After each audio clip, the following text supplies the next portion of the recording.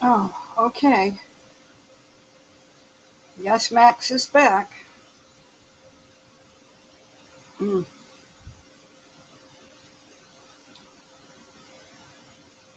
There's something wrong with the, well, it's going to be 2 o'clock in the morning by the time I get done with this. Yeah, it's, so the lighting is wrong. And I couldn't get the camera to focus, and I don't know, everything seems quite wrong. It's going to be a long night. So I might as well do this.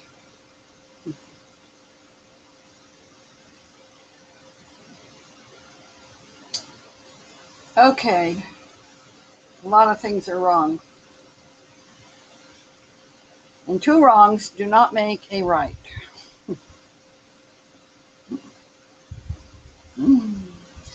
So let's fix the wrong that we can.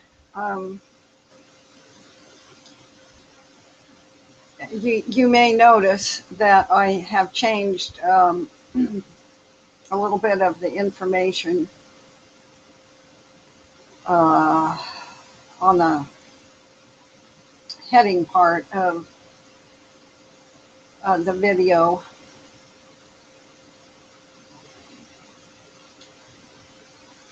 I am convinced now that there is something very, very wrong with whatever it is that is going on with flat Earth truth. I think it's a psyops. What's going on now is a psyops. What was going on at an earlier time was genuine, but this latest revival is a psyops. It came out too slick, too professional, and I have watched the actions of some of the people involved. My opinion doesn't really matter. And as you all know, I don't do debate. It's not my job to convince anybody of anything. And I don't go there. No, I don't get into conflict, and I don't have arguments of a philosophical nature, at least.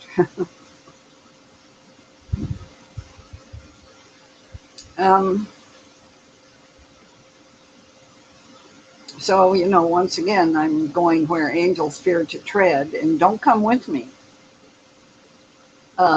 if you're a faint heart in that way.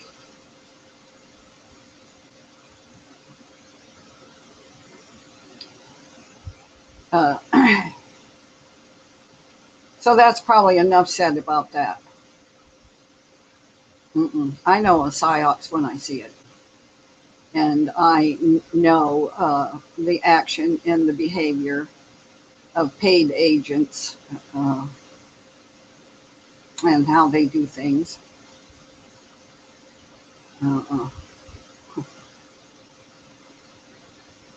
All right, then.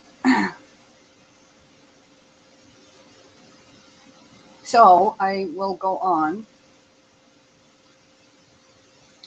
And I'm going to change screens, stand by one.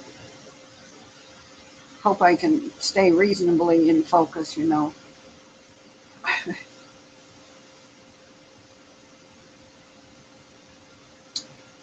Okay. Make sure I didn't delete myself completely.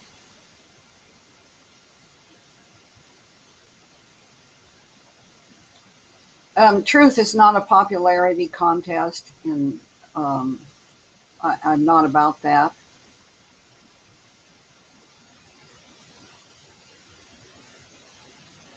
Okay, so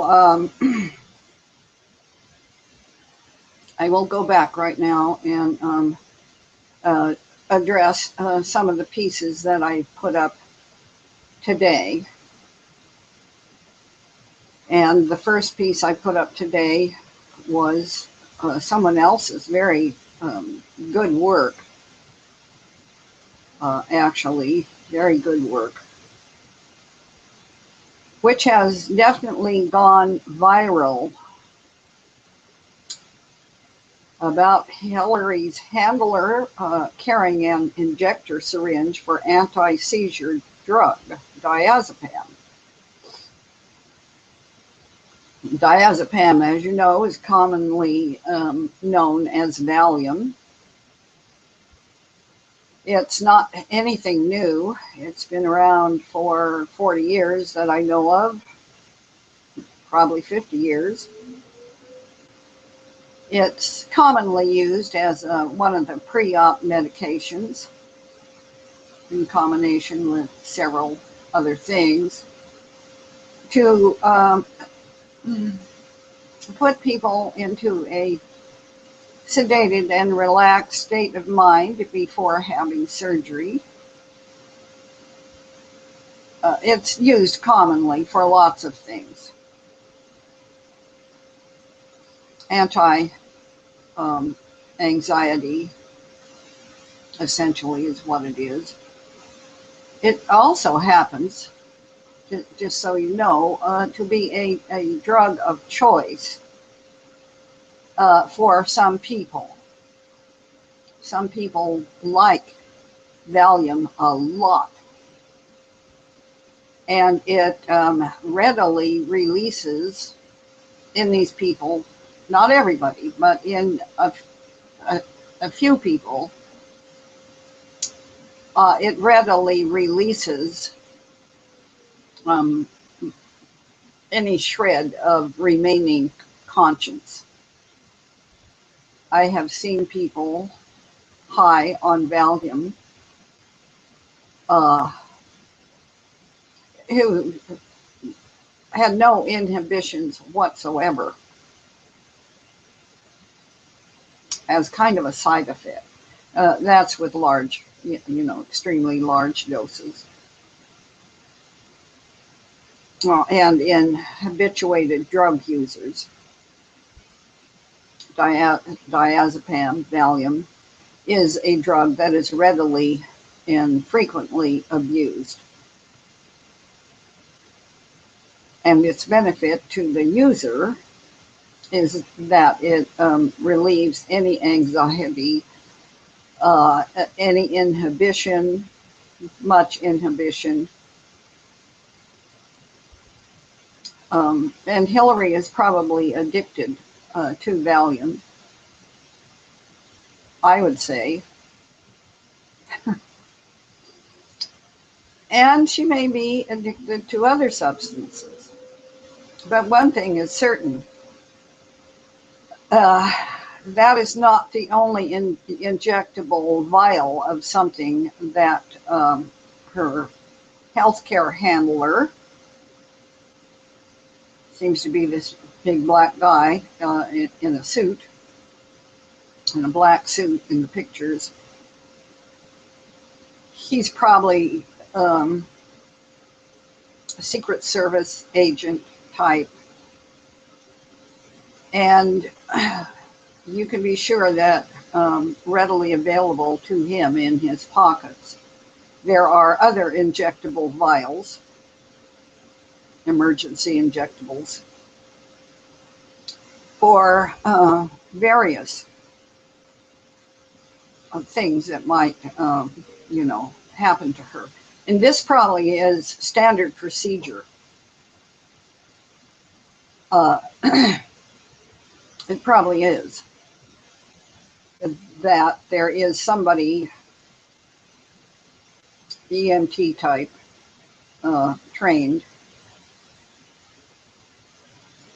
on duty with, all the elites that have that kind of protection. I imagine that's just standard procedure. And these pictures that have come out are not recent. The Valium pictures are not recent. Apparently, this happened, I don't know, 6 months ago or so. What is new is that the photographs are now out there going viral. And the whole spectrum of the American public are now being exposed to this information. That's the new part. Someone in mainstream media claiming to be a pharmacy specialist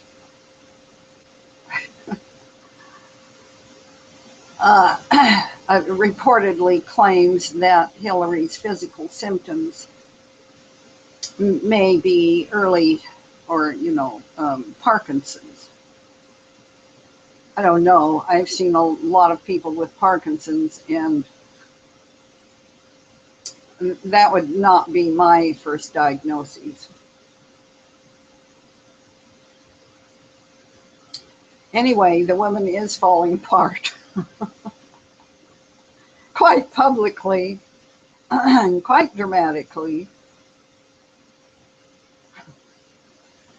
And I don't think they're going to be able to keep it secret, and they probably do not want to keep it secret. I think that there still remains a very viable possibility that they will run Dianne Feinstein as a substitute. Nobody's talking about that, but I think that that's certainly a possible. That would take care of a lot of the current problems that have come up from their point of view. So Dianne Feinstein is not out of the running.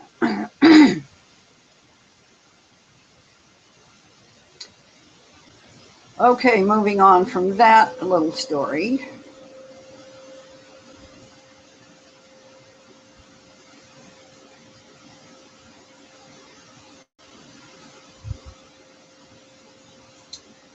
To whatever was next here.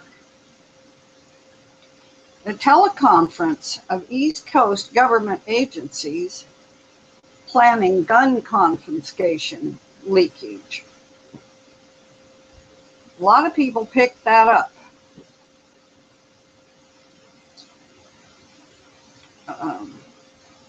Not just conspiracy theorists, but many people picked that up. This is also has gone viral. It probably will lapse out of the public consciousness, at least by tomorrow morning, if it hasn't already. Do I think that this actually happened? Yes, I do.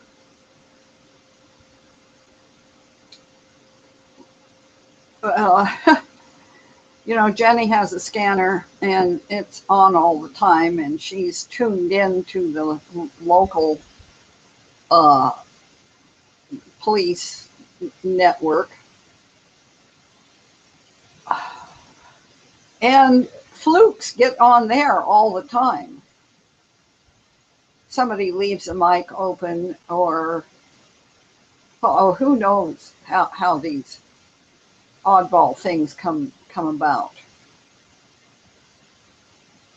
So I can readily believe that this happened just as it was reported. It was reported first by an anonymous party posting to Steve Quayle's Q alerts. And a reason that I think was significant to me is because more and more I am finding that it is the Christian watchmen who have the news soonest and most reliably.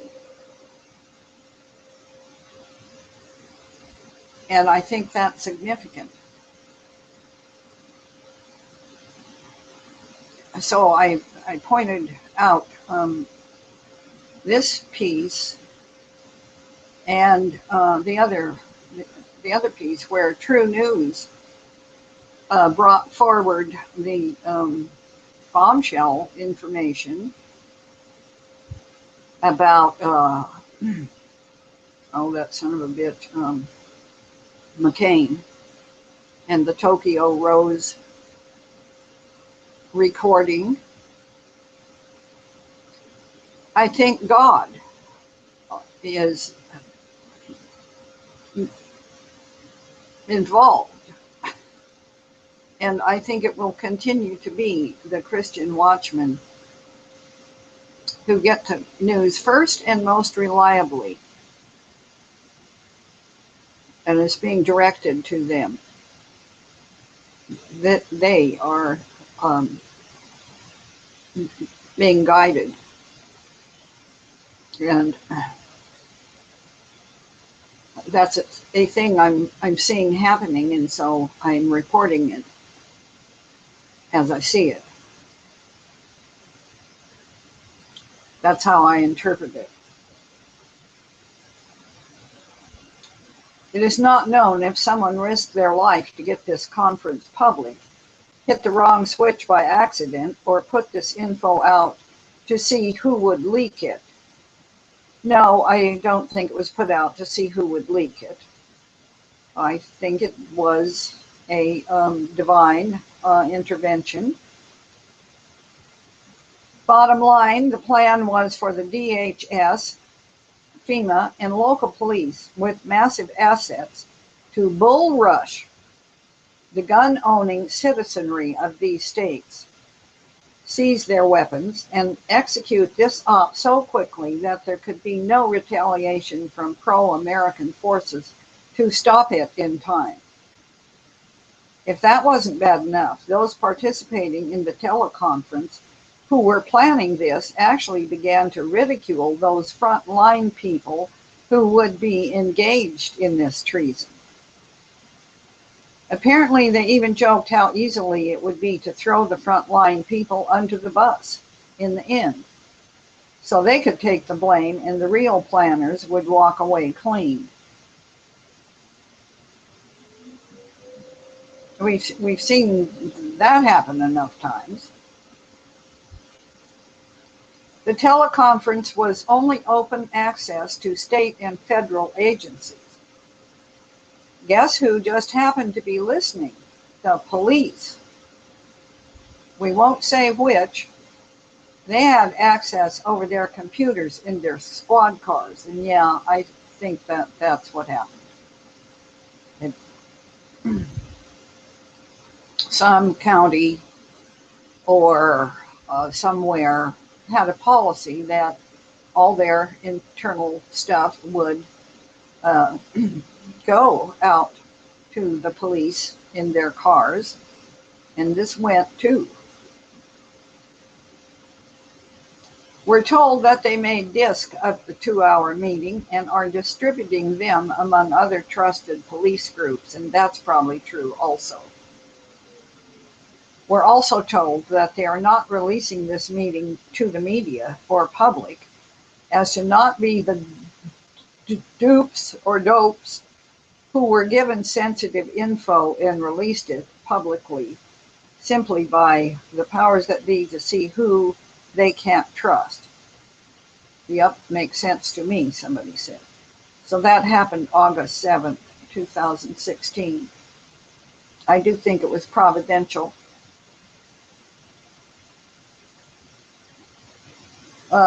And that was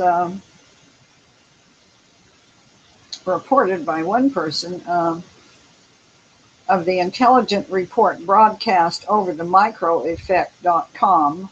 That's a radio station that you can get online, and Liberty Tree Radio on 8/4 in the 8 a.m. hour broadcast around 20 minutes in.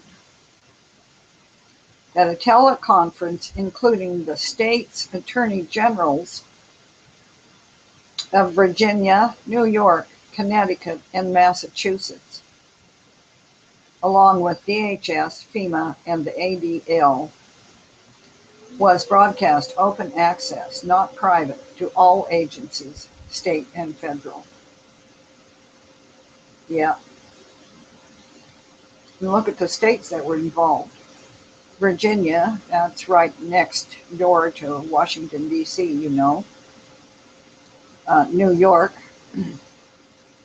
Connecticut, after Sandy Hook, can you not know that the state of Connecticut is dirty, extremely dirty? And Massachusetts, remember the Boston Marathon? Yeah.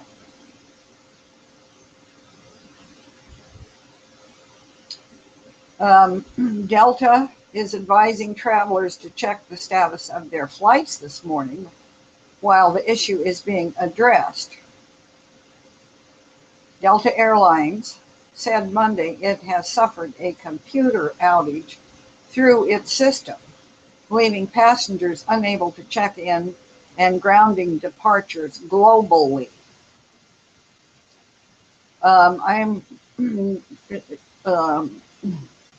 What's his name? Dabu put up a video about that, and some of the comments, I will post Dabu's video when I get to it.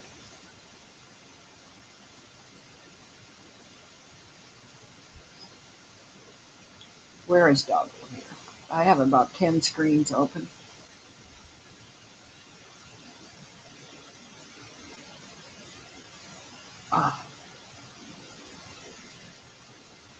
Huh. I don't know. Maybe I lost Dabu.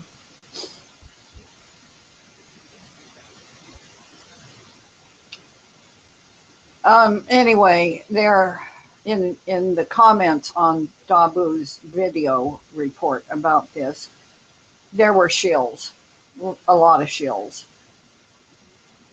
bashing other people who were making comment. There we go. Okay, got it.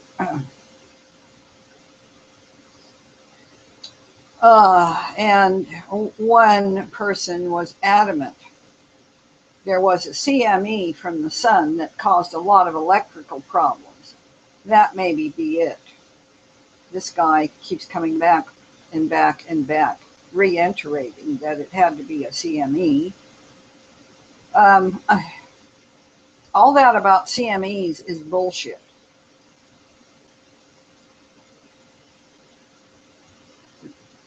CMEs fall under the category of plausible deniability. When they get ready to pull the switch, they want to be able to convincingly say, it wasn't us. We didn't do it. The sun did it. There was a sunstorm, a sunspot, whatever the CME thing is supposed to be. And it's bullshit. That's one of the NASA farces.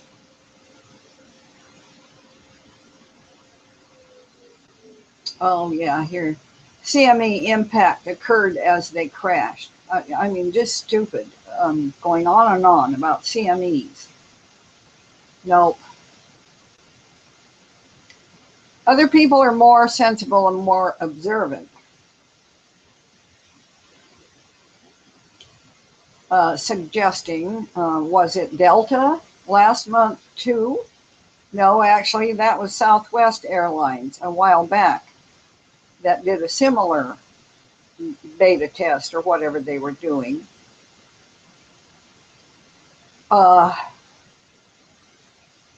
Testing the feasibility of shutting down worldwide travel when they decide to do the big lockdown. So that's what's going on with this. or at least that is my opinion.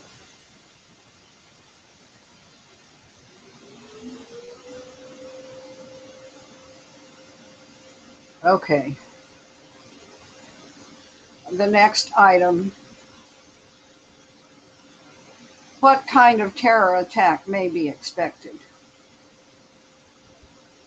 All the pieces are present for a number of terror attacks, including those planes and their atomic payloads that are still, I guess, on the tarmac at Incirlik in Turkey.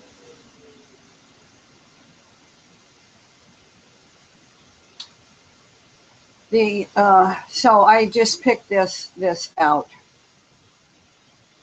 as a random example of what kind of terror attack may be expected. This is from truther.org.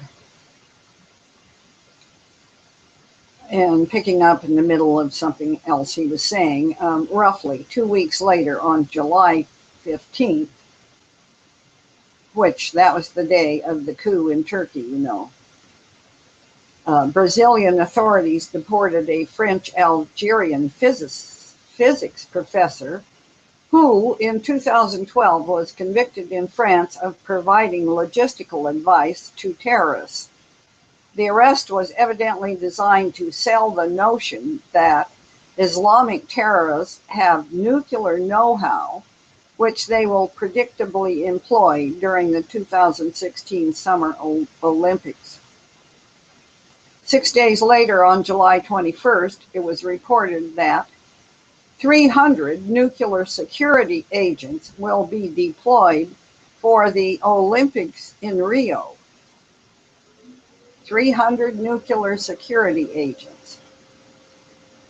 According to the report, close to 300 agents from the National Nuclear Energy Commission are to be engaged in the Rio 2016 Olympic Games. Their work will focus on the prevention and identification of nuclear risks and emergency situations, as well as the response to such incidents. Roughly 2 weeks later, on July 31st, The Sun published a report entitled Olympic Dirty Bomb Fears, UN Atomic Agency Helping Guard Rio Olympics from ISIS Terror Attack, which was further designed to sell the notion that the Summer Olympics will suffer a nuclear-related attack of some kind. According to the report, experts from the United Nations have sent state-of-the-art detection equipment to Brazil over fears suicidal terror nuts will target the Olympics with devastating dirty bombs. The IAEA stated that, upon request and under the terms of the Convention on Assistance in the case of a nuclear accident or a radiological emergency, we are prepared to provide assistance in the event of a nuclear or radiological emergency. Needless to say, these reports taken collectively confirm, albeit in a de facto manner, that a nuclear terror attack of some kind is now in play for the 2016 Summer Olympics in Rio. You know, there are several things in play with the 2016 Summer Olympics in Rio.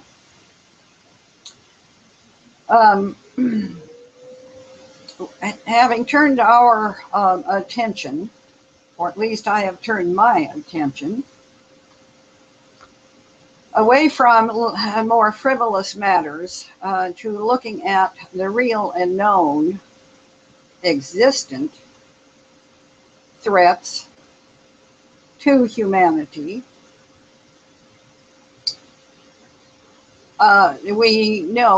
We have learned beyond a shadow of a doubt that there are three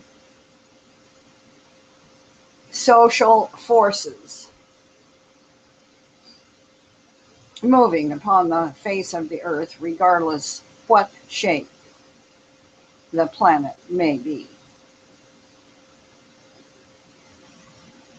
One of these social forces is, of course, the Islamic force. Another is the Satanic New World Order social force. And the third social force is the people of Jesus, the few remaining scattered people of Jesus. Now, the first two social forces that are in this field are at the present time merging. They are uniting their forces. The Islamic and the Satanic are merging. The Satanic New World Orderers seem to believe that they can happily coexist with the Islamic forces. The Islamic forces, however, in the end are going to beg to differ. That they plan and intend to take over the entire earth for their false god, who actually is not false in the sense that Satan does exist, and of course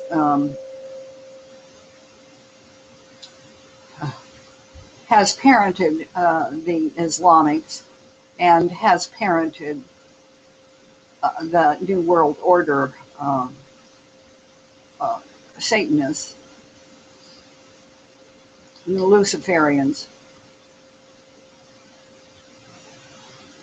So these two great social forces are actively now merging. And that's one of the things that is happening with the Olympics in Rio. And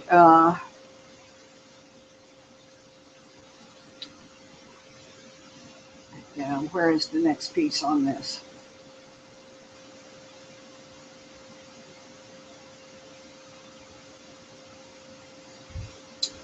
That has to do with an article I posted, what the Pope said at Rio. All right, he's not the Pope, the Satanic Pope is apparently no longer in Poland, but has gone to Rio, or was there yesterday. This comes from Catholic News Service. Rio de Janeiro, high above the city beneath the statue of Christ the Redeemer, Rio Cardinal so-and-so blessed the Olympic torch held by Brazil's former Olympic volleyball player. And he said, quote, "This is the moment for us to surpass our difficulties and work together as a team, making our country and our world safer, less unequal, and putting love in the hearts of all," the Cardinal told reporters. Link to read more if you care to read more of that. And from Vatican City, also from Catholic News Service, in a personal message addressed to each of the 10 members of the new refugee Olympic team, Pope Francis wished them success in their events and thanked them for the witness they are giving the world. Naming each of the team's athletes from South Sudan, Syria, Congo, and Ethiopia, Pope Francis said he had read some of the interviews with team members so that I could get closer to your lives and your aspirations.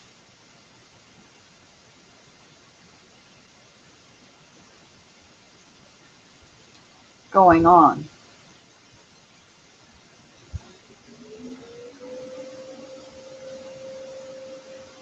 This next piece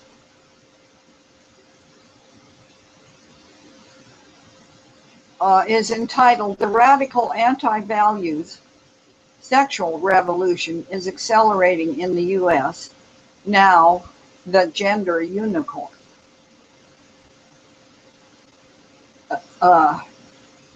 Schools push disturbing gender unicorn on your kids. Somebody remarked that this new icon, he or she, not really sure, looks cute and harmless, kind of like Barney with a horn. Barney, that Sesame Street purple dinosaur, Barney. I always wondered why a reptile, Barney was a dinosaur, a reptile. Why was that chosen by Sesame Street or whoever?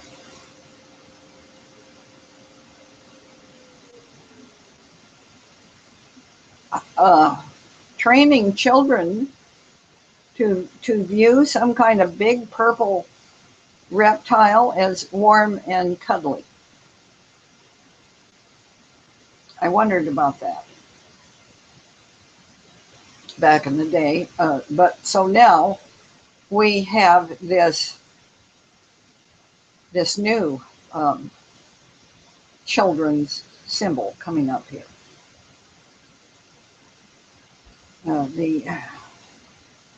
The Charlotte Mecklenburg School Board acted on Obama's high-pressured open bathroom initiative by taking it to a whole nother level. They introduced the gender unicorn. This little guy is the Charlotte school system's new teacher assistant. He's going to help our children explore and discover who they go to bed as and who they like to go to bed with. Are you kidding? He or she, not really sure, looks cute and harmless, kind of like Barney with a horn. And there is no mistaking what that horn on this unicorn's head represents. This is the sickest damn thing I have seen in a while. The gender unicorn, gender identity. Yes, this little thing is geared to grab the imagination of our children and indoctrinate and even intimidate them in participating in the sexual revolution. Even the confusing gender symbol is placed over its private area. You need to go to my blog and see the picture of this gender unicorn, who is now the school's mascot. What kind of nonsense is this?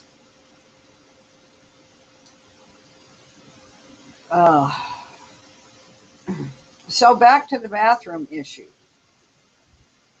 the homosexual issue, the non-gender issue, the gender confusion issue.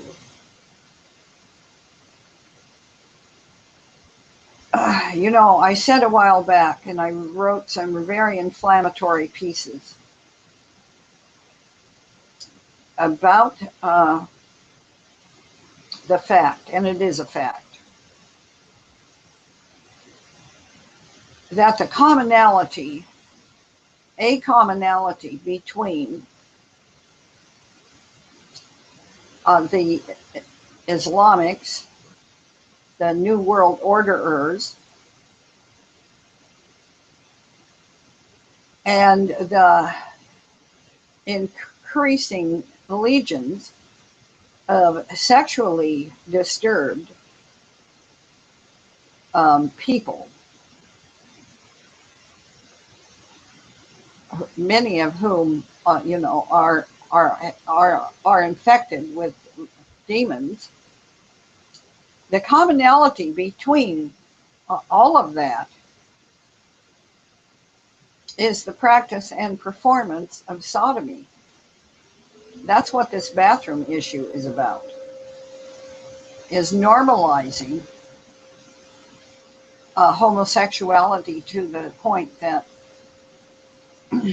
these poor confused children are supposed to grow up not even knowing what sex they are and not caring. This is perversion of the highest order of perversion, perhaps, that we have ever witnessed in the world.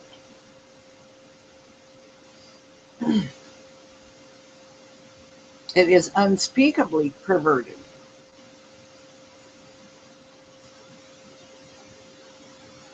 And denies truth on an unimaginable level.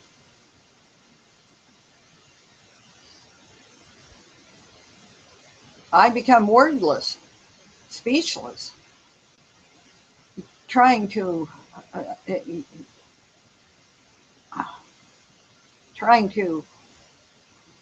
talk about this. I'm not the only one either. I have heard a couple of watchmen just absolutely lose it.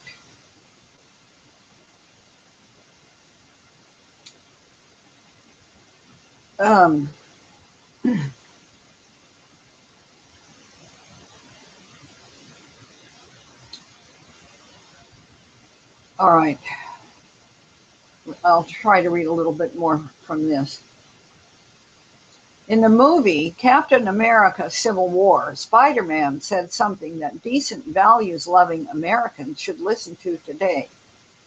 When Iron Man asked him why he takes the risks and fights against evil, Spider-Man replied, "When you can do the things I can do, but you don't, then when bad things happen, they happen because of you." It's time pro-morality Americans, whether Christian or not, seek the common good of our nation and start speaking out against nonsense like what CMS is trying to push on our children. We also need Christians to shed the "we shouldn't be political" excuse cover and start running for local and state elections, especially school boards, to protect our children and the common sense decency that allows civil society to flourish. I don't know if I could suggest that running for a school board, but it's the idea, the thing here. This writer is saying, what the heck are we waiting for? The Bible verse reread just after CMS unanimously passed the new guidelines was Romans 1:22-23. Interestingly, we see the same godless cultural pattern today. Their foolish heart was darkened. Professing to be wise, they became fools and exchanged the glory of the incorruptible God for an image in the form of corruptible man and of birds and of four-footed animals. It is important to remember we are all created in God's image, male and female. Male and female created he them. That's the divine pattern. The divine love between a man and a woman is the divine pattern.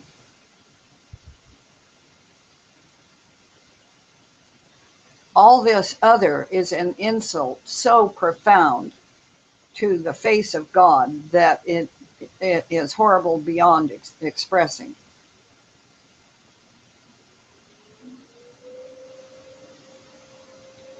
Though some truly struggle with gender confusion, for which there is abundant help and healing in Christ, we cannot exchange the image of God for four-footed animals like the gender unicorn. It's disturbing we've fallen this far as a society. And there is a video. I didn't look at the gender unicorn video, but it is up here. And this is not stated forcefully enough. I know someone who can state it forcibly enough. I'm going to go and get that on my screen and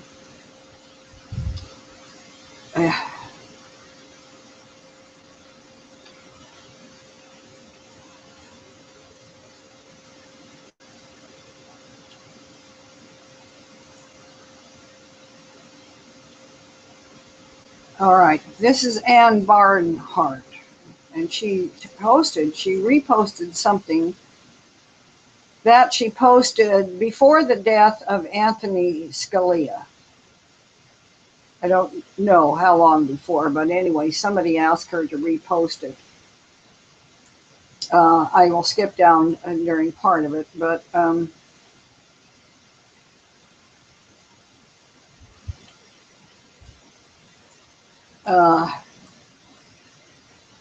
and says in regard to that issue about Scalia, I continue to watch aghast as the pundit class, even on the so-called far right, persists in treating the Washington, D.C. paradigm as a legitimate matrix worthy of discussion and engagement, even after reporting day in and day out one new proof set after another that the regime has raped, beheaded, and eaten the constitutional republic of the United States. For example, Hillary Clinton's ever-growing list of high crimes are reported every single day. Hillary Clinton is a murderous, lying, cheating, larcenous, traitorous psychopath. Therefore, how can the question possibly be whether or not Hillary Clinton should be president of the former United States? What in the hell is the matter with you people at long last? Can you not see the glaring insanity of the very premise? I'll tell you right now what the real question is, and when this question starts being asked publicly, then I'll sit up and pay attention and dare to hope again. The question is whether or not after arrest, a speedy trial, and conviction of crimes against humanity, Hillary Clinton should be offered the sacraments and then be hanged or put against a wall and shot. The answer, of course, is that she should be put against a wall and shot, and then her body should be hanged on public display, so that any other aspiring psychopath oligarchs can see just how a just Christian society deals with their ilk. Sadly, this would require, first, the organization and declaration of a replacement government, which simply is not going to happen due to the aforementioned effeminacy and psychological indifference of the populace. Removal, and by removal I mean execution, of the existing psychopathic political class outside of an organized, legitimate replacement government would be anarchy and would result in the advent of an even worse tyranny than what we have now.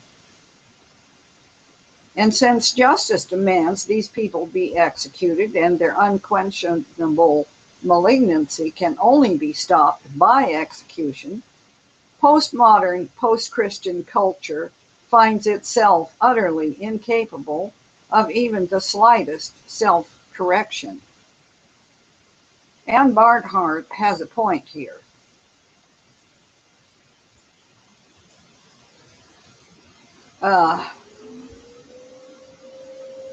Her next post, oddly, starting Monday off right, is a comment about diabolical narcissism,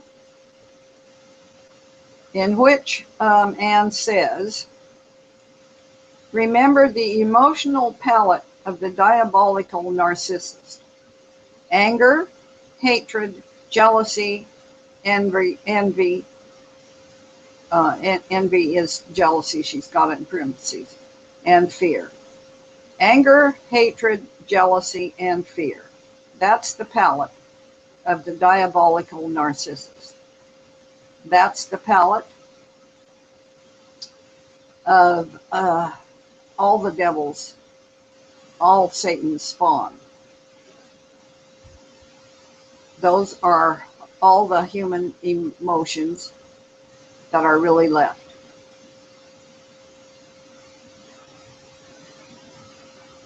And she's quoting someone, a saint from some distant past, Saint John Marie Vianney, who states, I don't know, there's a picture from 1570 to 1585. I don't know anything about this particular saint.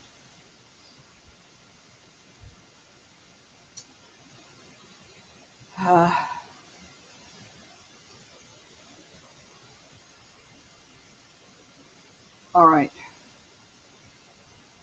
So having said all that,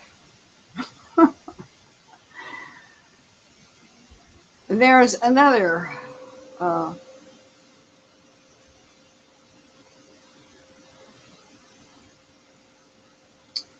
another thing that seems to fit in my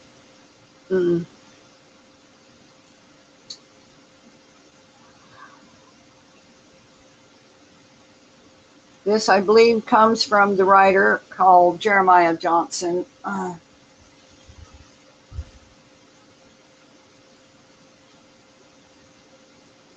Make no mistake, everyone who is warning about Clinton is a target, and they are marked.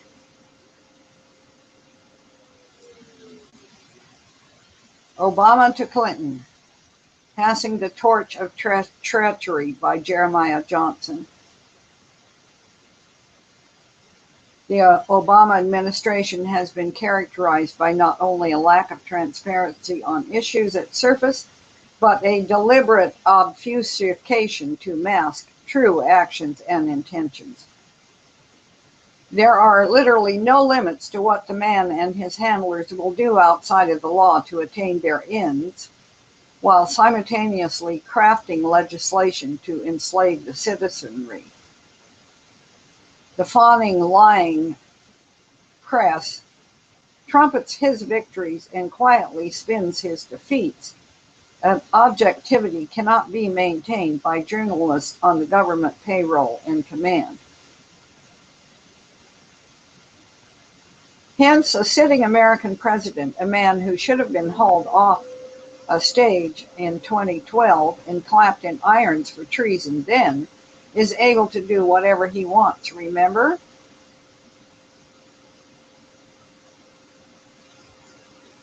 I will put this article up.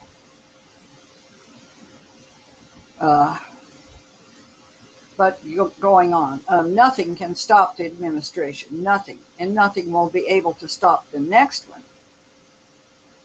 Does anyone really think that Trump will be elected? Really? Throughout the past 2 weeks, he has literally run on self-destruct and may have a lobotomized campaign manager. Haven't we seen this before, when Romney won the first debate and made a fool out of Obama, and then turned into a neutered unit for the next debates? Do not be fooled. It is all intentional. Well, okay. That may well be.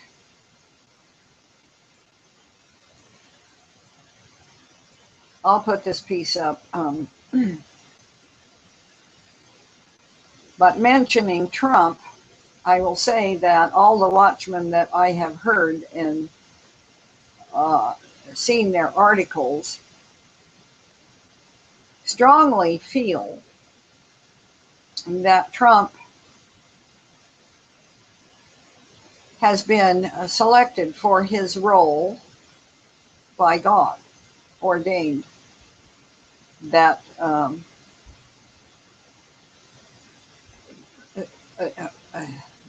that Trump is God's candidate. What I am saying is that this is what the watchmen who I have heard recently unanimously feel and are adamant about. I hope they are right.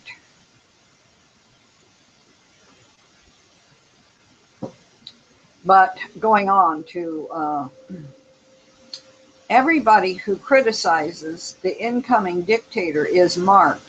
Make no mistake about it. We still have a little bit of time, but not much.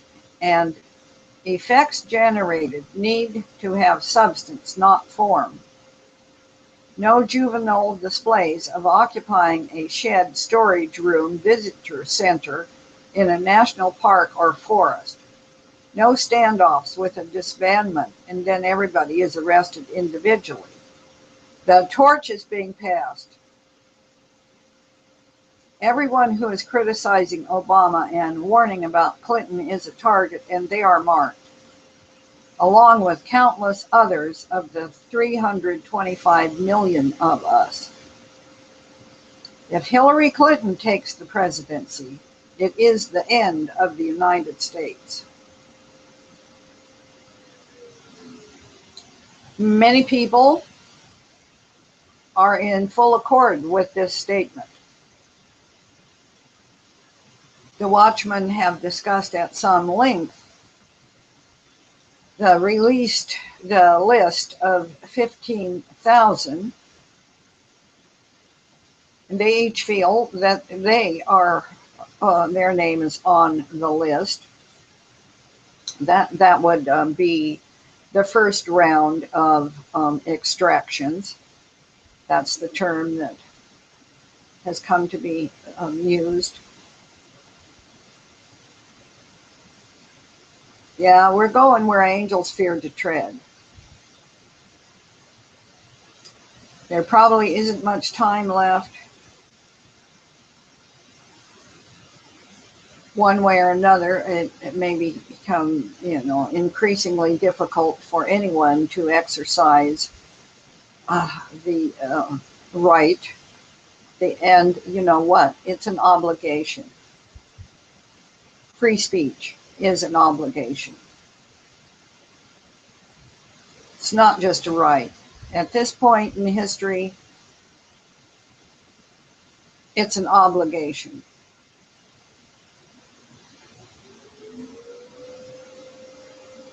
All right, what else here?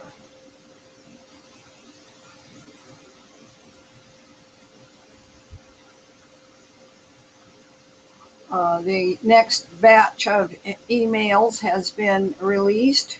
There's a video from Dabu about that, saying she's toast.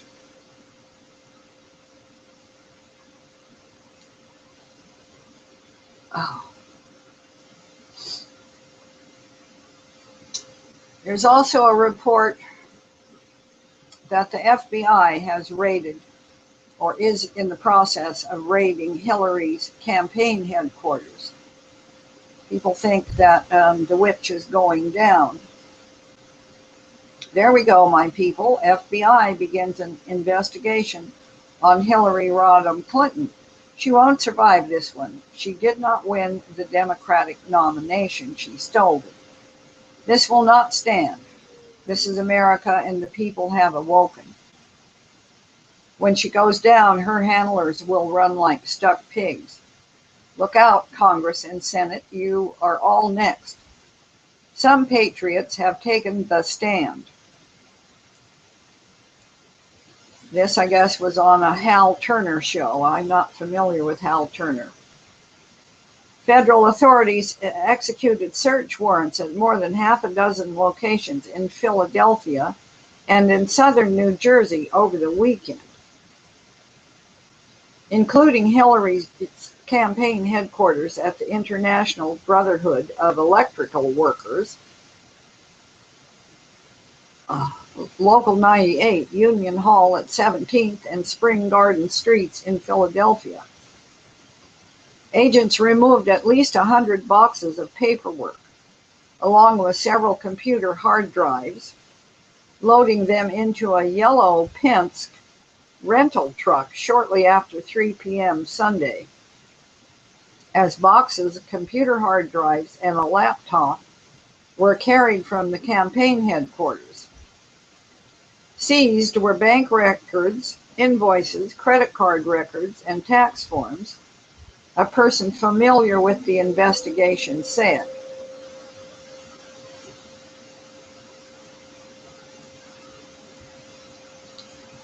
I'll put this up. There are videos that go with it.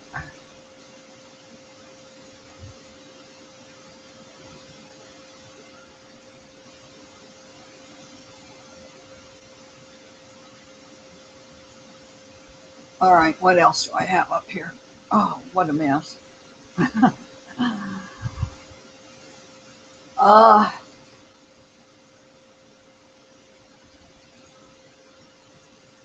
This is dated August 8th.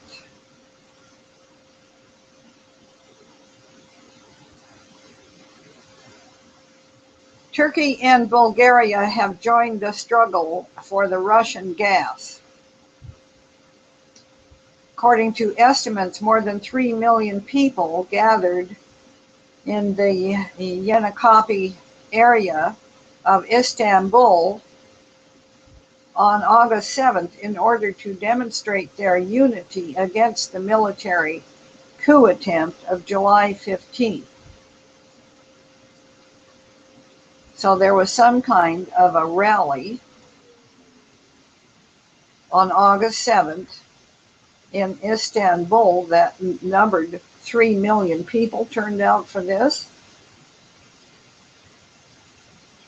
That is a record participation at a political rally in Turkey. It equals almost 4% of the country's population and more than the entire populations of a number of European countries. It is also a first regarding the degree of participation.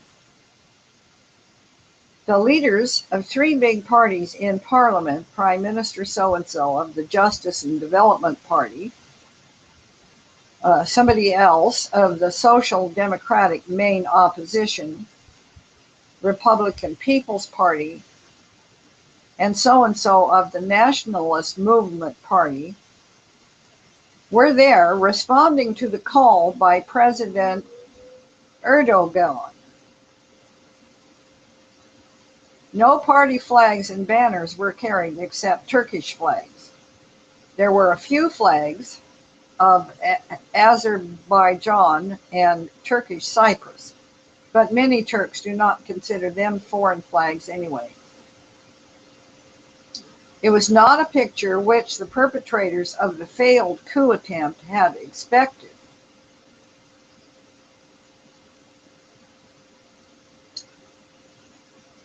A political rally of 3 million people, and not one word was spoken about it on any mainstream outlet. The political polarization in Turkey reached a maximum before July 15th.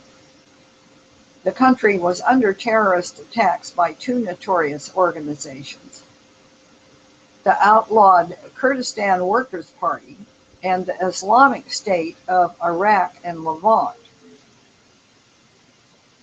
Perhaps that picture had whetted the appetite of those who staged the coup attempt.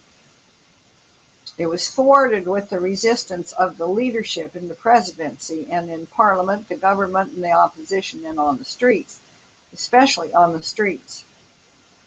It was also thwarted, especially when parties, government, and opposition started to point the finger at Fethullah Gulen, the Turkish Islamist preacher living in the U.S., as the mastermind of the coup plotters. General somebody, Akar, who was kidnapped by the officers in his own military brass that night, directly accused Gulen as being the leader of the terrorist group behind the attempt in a speech he delivered at the Istanbul rally. This picture of unity against the coup attempt and demand for a democratic system do not mean that the opposition parties have abandoned their criticism of Erdogan and the AK party, but it means they want to solve the problems of Turkish democracy by staying within democracy, not by destroying it with a military coup. It was not just Turkey's religious affairs director, so-and-so, who recited prayers for the 240 people killed by the pro-coup soldiers during the attempt, who called the rally the birth of a new period for Turkey. It is not yet clear whether this spirit of unity and understanding in politics will continue during the talks to amend the constitution for the restructuring of the Turkish state. But the Istanbul rally of August 7th marked a milestone in Turkish politics.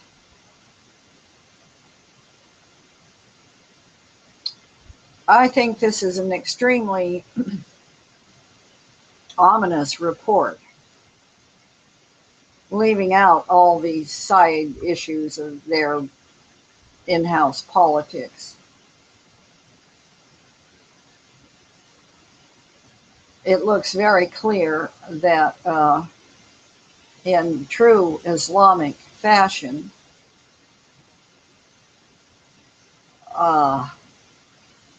Turkey is now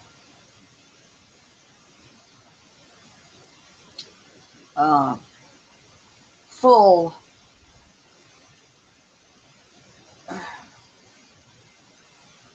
Turkey is now a full can't think of the expression I want, hardcore Islam. I think that is what the meaning of these facts are.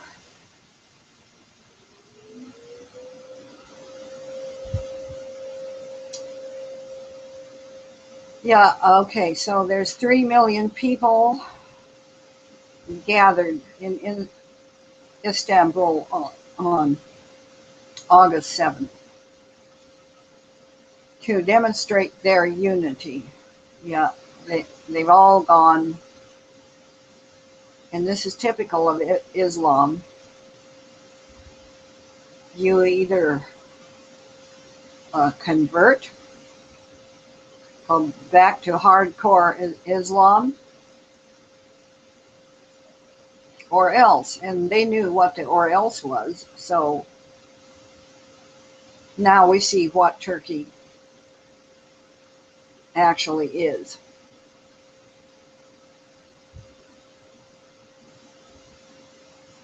And this is not, this is very ominous in my view, and still does not give us much insight into the welfare of 1,500 American servicemen who are still on that damn base.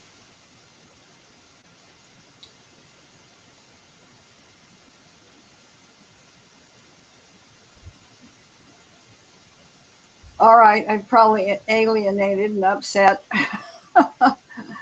practically everybody by now. So that's probably enough to be said.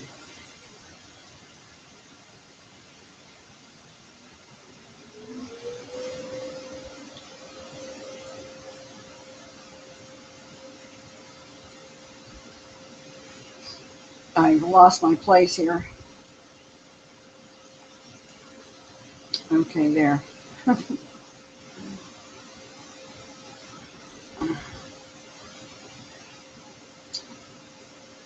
And we must walk, we must tread the path carefully now.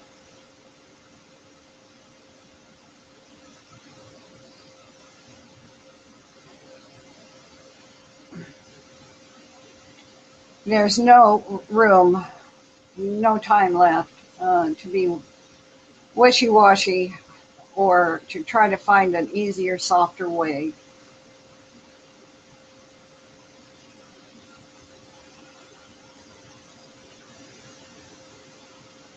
The truth is the truth.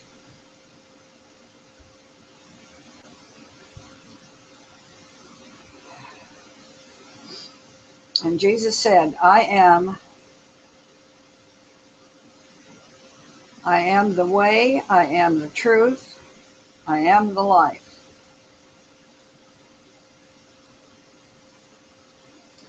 He didn't say he was the death. He didn't say that. I am can't remember quite the sequence. I am the way and the truth and the life. He did not say, I am the way and the truth and the death. The death cult, all the death cult, and all the participants in it are of their father, Satan.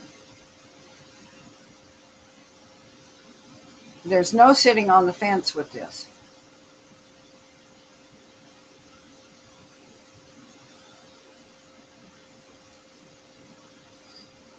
And everybody is going to need to know where they stand. I don't need to know where you stand, but I need to know where I stand, is how that is. I've seen some really ugly things come down.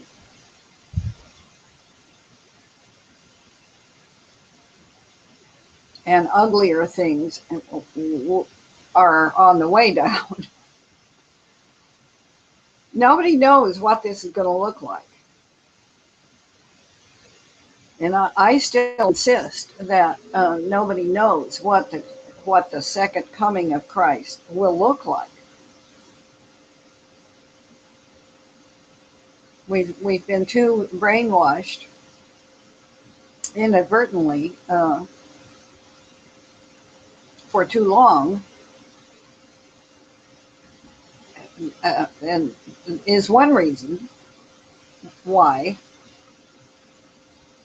I don't think that we're going to know what it looks like. But we are in the days and the hours of revelation. The truth is being revealed. And we can't see it all yet, because it hasn't all yet been revealed. The revealing is coming.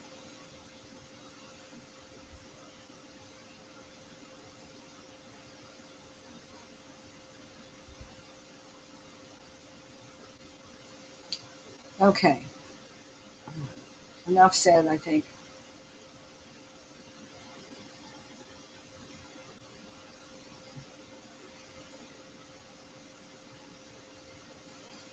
Remember, you are loved, and nothing but love counts.